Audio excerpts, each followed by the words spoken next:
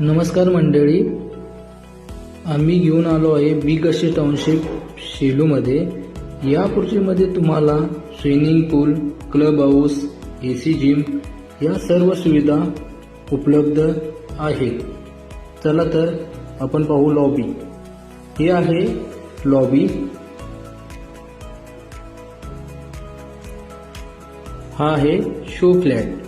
Hall plus balcony, bathroom, toilet, kitchen plus balcony, spaces असं kitchen.